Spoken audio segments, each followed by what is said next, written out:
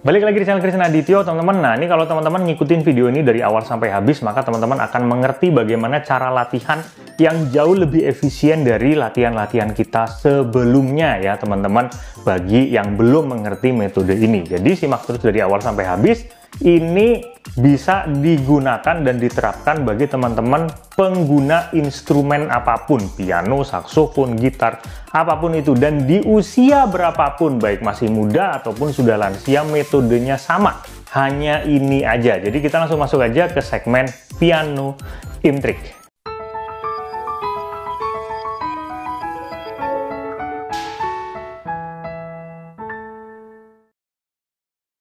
Sebelumnya Mas Kris mau berterima kasih bagi yang sudah support, sudah mampir ke channel ini, yang sudah langganan juga di channel ini. Ya, yang baru datang silahkan subscribe dulu ya teman-teman.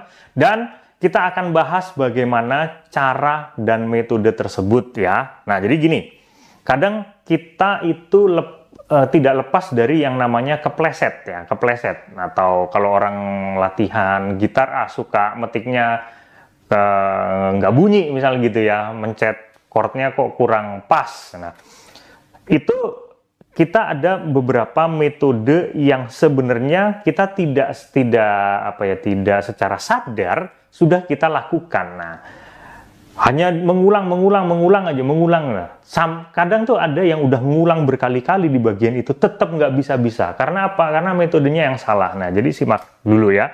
Nah, gini misalnya Mas Kris kasih contoh di piano aja. Piano aja, karena Mas Kris ngertinya cuman piano ya. Nah, misalnya kita main kayak gini. Nah,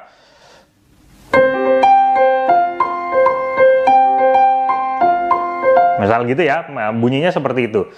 Atau yang agak sedikit rumit deh, yang agak sedikit rumit.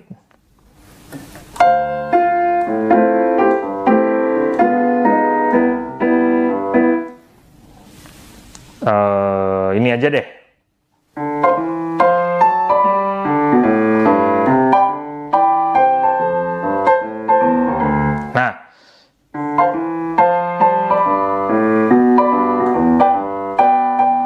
Nah, kebetulan nggak kepleset, karena jujur aja Mas Kris sulit ya untuk ngasih contoh yang kepleset, tapi coba Mas Kris pleset-plesetin.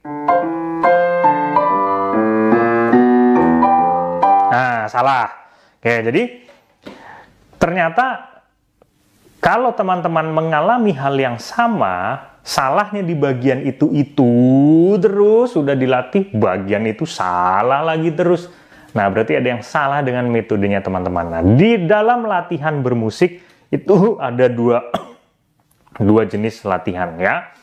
Tapi sebelumnya, nah Mas Kris mau ngiklan dulu. Bagi teman-teman yang mau ikut kursus musik baik offline ataupun online, silahkan hubungi nomor yang ada di deskripsi. Ada Krishna Adityo Music Course. Nah, di sini tempat teman-teman bisa mencari keasikan untuk belajar musik ya. Tidak ada batasan usia. Nah, mau lansia, mau teman-teman anak-anak, teman-teman bisa belajar semua di sini. Waktunya juga fleksibel ya, teman-teman bisa memilih waktu dan maksimal sampai jam setengah 12 malam. Tuh, jarang-jarang ada kursusan musik online yang dia belajar sampai jam setengah 12 malam tuh ya. Karena banyak orang yang kerja ya, kerjanya pulang malam gitu, dan semangat untuk latihan rata-rata belajarnya malam. Nah, kan menyenangkan sekali. Dan juga kita menggunakan metode yang inklusif, artinya metode yang menyesuaikan, disesuaikan juga dengan kemampuan dan kebutuhan-kebutuhan si pembelajar.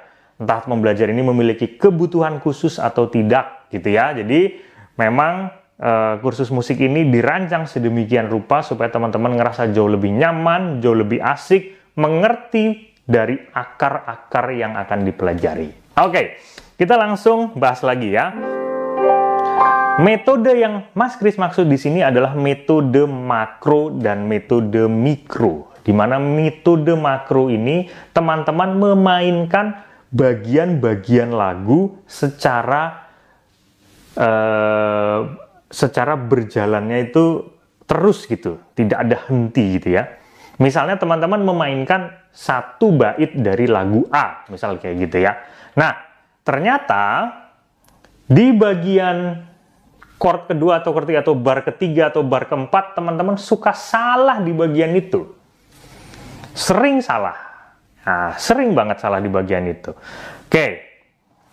Dan teman-teman mengulang terus salah melulu di situ. Artinya teman-teman ketika memainkan makro salah di situ, sering salah di situ, kita udah harus langsung filter. Mikronya kita mainin. Artinya kita menyempitkan lagi area yang akan kita latih. Hanya misalnya pergantian dari bar ketiga, bar keempat. Misal kayak gitu. Nah, mikro ini memiliki kriteria tertentu. Kriteria pertama, teman-teman harus memelankan tempo yang tadinya teman-teman mainkan normal. Ya, misalnya teman-teman mainkan normal seperti ini. Asal gitu ya. Oke. Dan sering kepleset di sini. Nah, salah di situ terus. Salah lagi di situ. Nah, artinya teman-teman harus latihan mikro. Ini tadi makronya begitu tuh.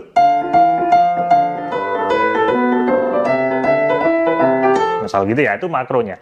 Sekarang kita latihan mikronya. Nah, caranya adalah kita memelankan polanya. Tempo dan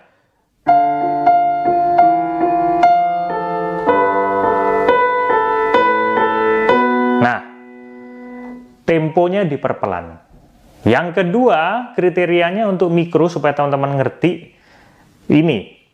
Teman-teman harus merasakan, harus ngefeel dari move ke move, nada ke nada, perpindahan jari ke jari, kemudian tekanan yang dihasilkan dari si piano, dari jari kita yang menekan piano ya. Kalau di piano gitu ya. Kalau di gitar mungkin ada lagi tersendiri. Nah, itu teman-teman harus rasakan. Contohnya, melodinya seperti ini. Misal gitu ya. Nah, kita harus sering lakukan mikro ini ketika dia salah dengan... Oke, udah bener.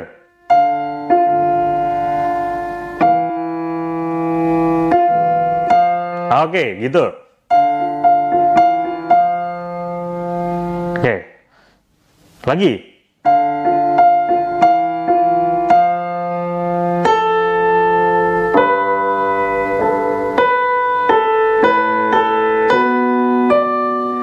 Nah, udah sampai situ mikronya. Lagi ulang.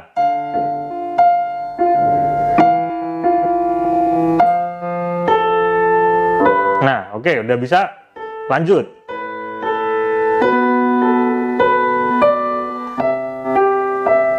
Nah, mikro itu latihan seperti itu. Kasih contoh lagi. Misalnya, latihan ini deh, kayak arpeggio. Nah, arpeggio nih. Misal gitu ya. Nah, latihan seperti ini, kadang ada yang mainnya begini. Nah, itu kan dia masih kurang lancar ya. Oke, udah diulang berkali-kali, tetap nggak bisa. Nah, udah. Nah, kepleset terus di bagian itu. Apa yang harus dilakukan nih? Nih, makronya begitu ya. Makronya kita latihan arpeggionya begini. Misal gitu ya, latihannya gitu. Nah, misal gitu latihannya. Nah, sering salah ya, udah kita mikrokan aja. Pelanin dulu. Pelanin dulu. Oke, sampai sini. Cepetin dikit. Oh, masih spasi. Oh, ternyata spasinya antara perpindahan dari oktav ke oktav berikutnya. Apa yang menjadi masalah di situ? Oke, berarti ada waktu yang terbuang. Artinya, saat kita menekan jari kelima, ini kan Mas Kris menekan do, re, mi, sol, C, D, E, G ya. C-nya pakai jari 1, D-nya 2, E-nya 3, solnya 5 gitu. G-nya 5. Berarti saat kita menekan sol yang pakai jari 5 itu, bagaimana caranya? Kita harus sigap memposisikan si jempol kita ini untuk mengangkat tangan dan menaruh si jempol ke oktav berikutnya. Contoh. Nah, ini bentuk yang biasa aja, yang kemungkinan dia akan salah, tapi yang betul langsung ambil posisi. Nah, gitu. Secara pelan-pelan dirasakan movementnya. Nah, pas pindah ke sol, movementnya dirasakan. Nah, jarinya, nah begini. Nah, ketika kita nembak, langsung dapat.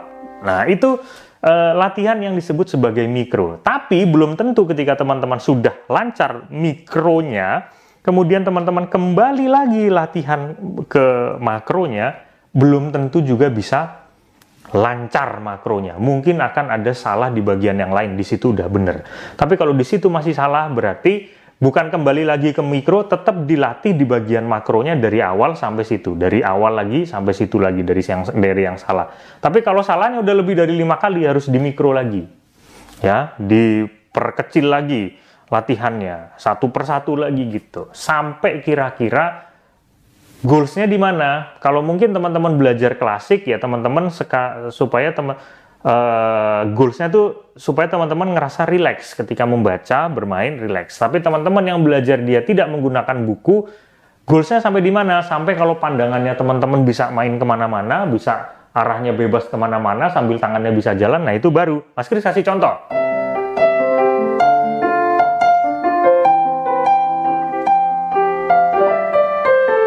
Misal gitu ya. Nah, misal itu. Nah, masih salah. Lagi.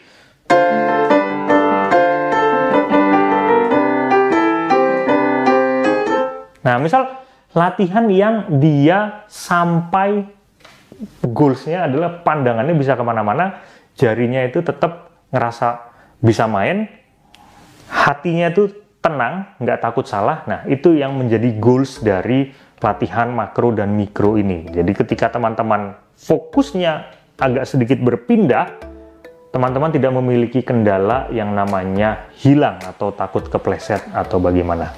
Nah, semoga materi ini teman-teman bisa share ke teman-teman semua dan berguna buat teman-teman yang sedang berlatih bermain musik. Jadi kita akan ketemu lagi di kesempatan berikutnya. Sehat selalu dan salam harmonis.